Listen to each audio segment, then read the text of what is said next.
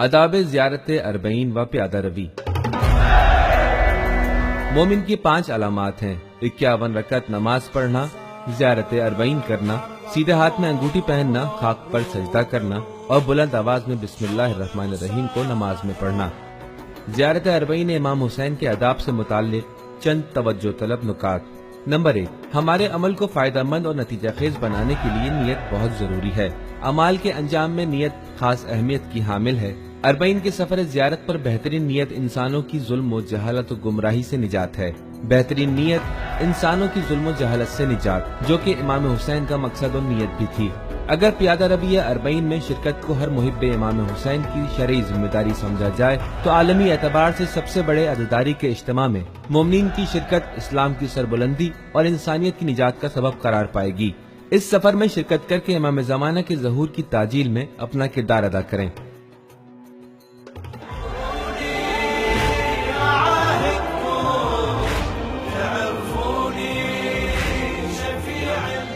Number 2، اپنے دینی بھائیوں کے ساتھ محبت اور بھائی چارگی کی مثال قائم کرنا۔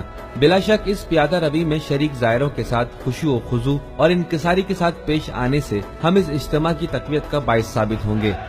امام صادق علیہ السلام نے بھی محبت و برادری اور درگزر کو آداب زیارت امام حسین کا لازمی جز قرار دیا ہے۔ دشمن تفرقہ پھیلانے اور اختلافات پیدا کرنے کے لیے اربوں ڈالر خرچ کر رہا ہے، لیکن ہم صرف چند محبت آمیز جملوں اور ایک مسکراہٹ سے ان سازشوں کو ناکام بنا سکتے ہیں۔ خندہ پیشانی سے سلام اور مسکراہٹ یا چند جملے عربی زبان کے۔ نمبر 3، بحث و مباحثے اور لڑائی سے پرہیز زیارت کا لازمی جز۔ وحدت کی حفاظت اور بحث و مباحثے سے پرہیز اولین ترجیح۔ اپنے آس پاس میں موجود افراد کے غلط کاموں کی اصلاح ایک اچھا کام ہے، لیکن اس موقع پر جو امت اسلامی کے اتحاد و برادری کا محور و مرکز ہے، لڑائی جھگڑے اور بحث و مباحثے سے دوری اولین ترجیح ہے۔ وحدت کی حفاظت اور بحث و مباحثے سے پرہیز اولین ترجیح۔ مختلف ملکوں اور ثقافتوں کے افراد پر مشتمل اس اجتماع میں وحدت و برادری کی جو عظیم مثال قائم کی جا رہی ہے، پوری دنیا کے لیے حقیقی اسلام محمدی کی بہترین مثال ثابت ہوگی۔ نمبر 4، زیادہ خوری سے پرہیز۔ عراقی مومنین کی بے مثال مہمان نوازی اور زائرین کے لیے جوش خدمت بے مثال ہے، لہذا توجہ رکھیں کہ زیارت کے سفر میں زیادہ خوری کا شکار نہ ہو جائیں، کیونکہ دوران سفر زیادہ خوری بیماری کا سبب اور زیارت کی معنویت و اعمال کی انجام دہی میں رکاوٹ ثابت ہو سکتی ہے۔ امام صادق علیہ السلام سفر زیارت کربلا میں ہمیشہ زرق و برق اور لذیذ کھانوں سے پرہیز کیا کرتے تھے، اور آپ کی خوراک ایک عزادار کی مانند سادہ ہوا کرتی تھی۔ باوجود کہ عراقی مومنین ہر گزشتہ سال کی نسبت زیادہ سے زیادہ زائرین کے لیے انتظامات انجام دیتے ہیں، لیکن آپ کی احتیاط اور اسراف سے دوری کسی بھی ممکنہ قسم کی کمی کو پورا کر سکتی ہے۔ نمبر 5، دوران سفر زیارت عبادت میں مشغول رہنا۔ اس معنوی اور روحانی سفر کی برکتوں کو ہاتھ سے نہیں جانے دینا چاہیے۔ نماز جماعت کو اول وقت اور تعقیبات کے ساتھ انجام دیں۔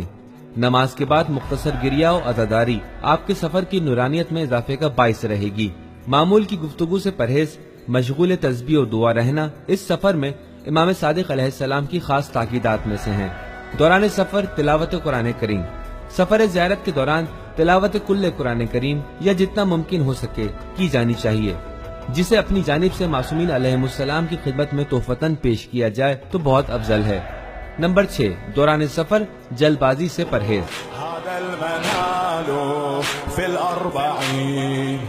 با تجربہ افراد کبھی بھی جلد بازی سے کام نہیں لیتے اور پیادہ روی کی تکمیل میں 4 سے 5 دن میں یہ سفر ختم کرتے ہیں، اور بے شک اربعین کے خاص موقع پر کربلا میں گزارے گئے ایام میں سے یہ پیادہ روی کے ایام یقیناً زیادہ نورانی اور معنوی ہوتے ہیں۔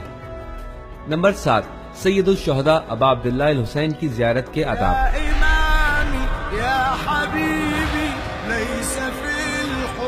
ائمہ معصومین علیہ السلام نے تاکید فرمائی ہے کہ کربلا میں داخل ہوتے ہی اسی گرد و خاک کی حالت میں حرم کی زیارت پر جایا جائے۔ عوامی مجمع کی صورت میں بین الحرمین میں قیام کر کے زیارت انجام دیں۔ بین الحرمین عوامی مجمع اور رش کی صورت میں وہیں سے زیارت کی نیت کریں اور اسے ہی ذریع کی زیارت شمار کر کے واپس ہو جائیں، تاکہ دوسروں کو تکلیف نہ پہنچے اور زیادہ رش کی بنا پر کسی بھی قسم کے حادثے سے بچا جا سکے۔ اپنی زیارت کی انجام دہی کے وقت والدین، مرحومین جو زیارت پہ نہ آ سکے، مظلومین اور مجاہدین اسلام اور بالخصوص تعجیل ظہور منتقم خون امام حسین کے لیے اپنے ہاتھوں کو دعا کے لیے بلند کریں اور ہمیں بھی اپنی دعاؤں میں ضرور یاد رکھیں۔